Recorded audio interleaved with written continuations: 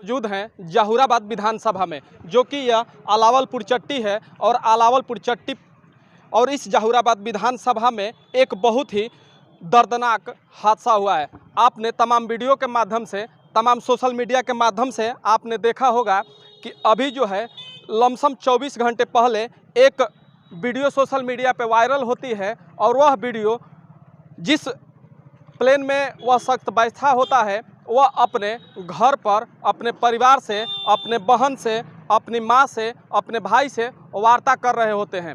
लेकिन क्या वह लाइव वीडियो चंद सेकंड में मौत में तब्दील हो जाएगा, यह किसी को नहीं पता था। आपके जानकारी के लिए यह बता दूं कि लगभग 12 सालों में विमान हादसे में 2010 के बाद लमसम 166 लोगों की मौत नेपाल में हो चुकी है। और ऐसे ही एक दर्दनाक हादसा जिसमें एक विमान में 72 लोग सवार थे, 72 के 72 लोग जो है वह उनकी मौत हो चुकी है। और शायद यह गाजीपुर के लिए, गाजीपुर ऐसे ही शहीदों की धरती के नाम से जानी जाती है। और आज ऐसे ही 4 जो नौजवान हैं यह उसी विमान में और जिस इस अलावलपुर चट्टी के विशाल शर्मा जी मौजूद थे, वह जो है आज मृत हो चुके हैं और उन्हीं के यहाँ पे टीचर भी मौजूद हैं। हम इनसे बात करेंगे कि आखिर उस समय जिस समय वह नेपाल के दौरे पर जा रहे थे तो क्या आपसे वार्ता हुई थी, क्या कहना चाहेंगे आप? वार्ता तो नहीं हुई थी, लेकिन 9 वर्ष की शुरुआत में वह विद्यालय गया था लड़का, काफ़ी मिलनसार था, तो हम लोग से मुलाकात थी। ऐसी कुछ बात नहीं थी कि हमको जाना है नेपाल, लेकिन जब हम लोगों ने यह सूचना टीवी के माध्यम से जाना और उसका नाम जब आया तो ऐसा लगा कि एक होनहार छात्र जो हमारे विद्यालय का छात्र रहा है, हम लोगों ने खो दिया है। अच्छा, अगर गुरु की हम बात करें तो सर आपको उनके व्यवहार के बारे में, उनके शैली के बारे में हर चीज़ पता होगा, किस स्वभाव के वो थे, कैसे थे वो? इतना सरल और इतना व्यवहारिक लड़का। हम आपको बता दें, पढ़ने के बाद जब वो पास कर गया तो कभी कभी ज़रूरत हम लोगों को पड़ती थी कंप्यूटर चलाने की, तो हम लोग सूरज को ही बुलाते थे। और टीवीएस एजेंसी में फाइनेंस का काम करता था और फाइनेंस के काम करने के बावजूद भी उसमें से समय निकाल कर और जिस समय पर हम लोग उसे बुलाते थे ठीक उस समय पहुंचना, आधा घंटा, 1 घंटा, 45 मिनट जो भी हम लोग उससे काम लेते थे, पूरी तन्मयता के साथ बैठकर काम करके और चला जाता था।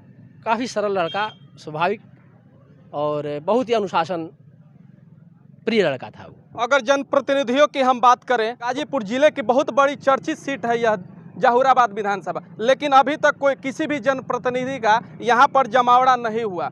लेकिन जब चुनाव आता है तो चुनाव में तमाम बड़े बड़े वादे किए जाते हैं कि हम जो है आपके नाक पोंछेंगे, आँख के आंसू पोंछेंगे, लेकिन अभी तक किसी भी जनप्रतिनिधि की पता नहीं है। क्या कहना चाहेंगे? देखिए, हम बता दें, जहूराबाद का दुर्भाग्य तो उसी दिन से शुरू हो गया था जिस दिन इस विधानसभा के चुनाव में जहूराबाद का कोई स्थानीय प्रत्याशी नहीं था।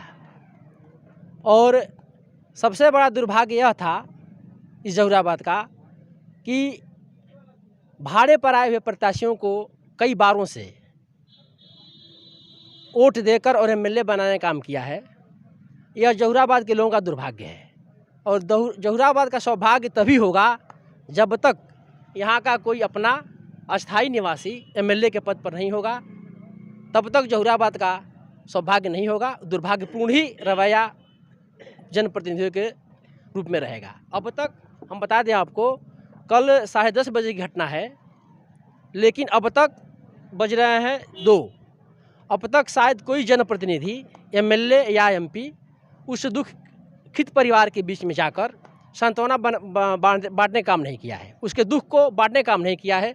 यह जो है कि सबसे बड़ी, क्या कह सकते हैं कि अव्यवस्था है और सबसे बड़ा गुनाह कह लीजिए है इस जनप्रतिनिधियों का। लेकिन चुनाव में बड़े बड़े वादे किए जाते हैं। चुनाव में वादा किया जाता है कि हम जो है आपके घर पर जो है सारे जो है अभिभावकों को देखेंगे, सारे सदस्यों को देखेंगे, जो भी होगा हम सबसे पहले खड़े होंगे, अगर गोली चलती है तो गोली के सामने हम खड़े होंगे। क्या कहना चाहेंगे? ये सब राजनीति के उन जनप्रतिनिधियों के लुभावने शब्द होते हैं, लेकिन इस दुख की घड़ी में न आना कहीं ना कहीं से उन जनप्रतिनिधियों के लिए आने वाला समय बहुत ही खराब होगा। यह शर्म की बात है, यह अगर शर्म की बात है कि आपके अगर सांसदी का चुनाव आता हो या विधायकी का चुनाव आता हो या कोई भी चुनाव आता हो तो आपके जो भी निधि से कोई मतलब नहीं है। इस परिवार को अभी जो है साहस देने का मतलब है। यहाँ पे और भाई मौजूद है और इनका ही उनके घर के बगल में आपका घर है?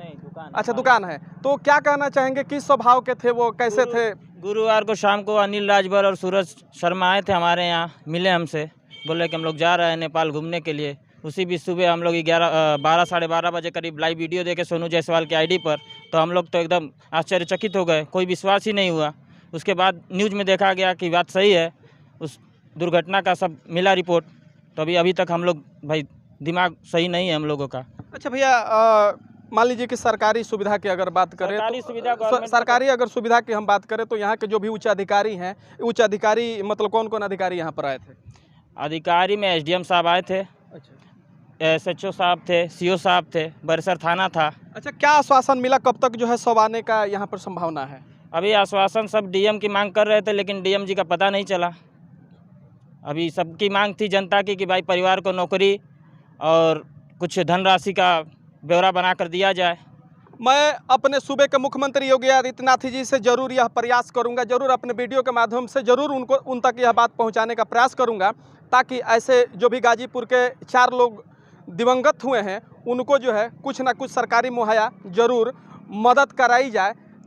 और वह अगर 10 लाख या 4 लाख या 5 लाख रुपया उनके लिए बहुत बड़ी रकम नहीं होगी, लेकिन इस दुख की घड़ी में 1 रुपये जो है हमारे लिए बहुत बड़ी रकम होती है। क्या कहना चाहेंगे, किस स्वभाव के थे, कैसे थे, आपसे मुलाकात हुआ था कभी? मैं अब टीचर हूँ, उनका अफसर हैं। अच्छा। ये भी लड़का हम उनके जो बात कर रहे हो भी बहुत स्वाभाविक लड़का था। और देखिए, दीनन सभी को लखत है, दीनन लखे न कोई, जो दीनन लखे तो दीन बंधु सम होय। गरीबों को देखने वाला कोई नहीं है इस ज़माने में, गरीबों को देखने वाला नहीं है। लुभावने भाषण दे करके और जो गरीब जनता है उसके वोट ले लेते हैं, उसके बाद मौज उड़ाते हैं। क्या है आपका कष्ट, क्या है, उससे कोई मतलब नहीं है। अपना मत बस देखता है, गरीब की तरफ कोई नहीं देखता है। अगर आदमी गरीब, ये सरकार ही है, मान लीजिए, सोचिए हर आदमी के विषय में सोचे। आज देखिए 2-4 जो गाजीपुर के जो नौजवान हैं जिनसे परिवार का भरण पोषण होता था, वह पारिवारिक दृष्टि से गए, कुछ काम होगा कराएंगे, आएंगे जाएंगे, लेकिन आज उनकी लीला समाप्त हो गई। और परिवार पर क्या पहाड़ टूटा हुआ है, क्या बादल टूटा हुआ है, इसका सांत्वना देने के लिए न क्षेत्रीय विधायक आ रहा है, न कोई सरकार के लोग आ रहे हैं, न कुछ कह रहे हैं। अगर ऐसा कोई आंदोलन करने वाला हो जाएगा तो तुरंत जेल जाना पड़ रहा है। इसलिए आदमी ने कम से कम सरकार को सोचना चाहिए, नहीं तो एक दूसरे प्रदेश में न जाना, दूसरे देश में न जा करके हम नहीं अपने व्यापार को बढ़ाएंगे तो कैसे हम आगे बढ़ेंगे। इस वास्ते से लोग आते हैं और जाते हैं, तो सरकार को जिम्मा लेना चाहिए कि जो लोग जा रहे हैं, आ रहे हैं, उनकी सुरक्षा हो। अच्छा गुरुजी, अगर हम उनके परिवार की बात करें तो उनके परिवार के लिए आप जो है, जो भी योगी सरकार है, उनसे आप क्या कहना चाहेंगे कि मतलब कुछ भला हो जाए?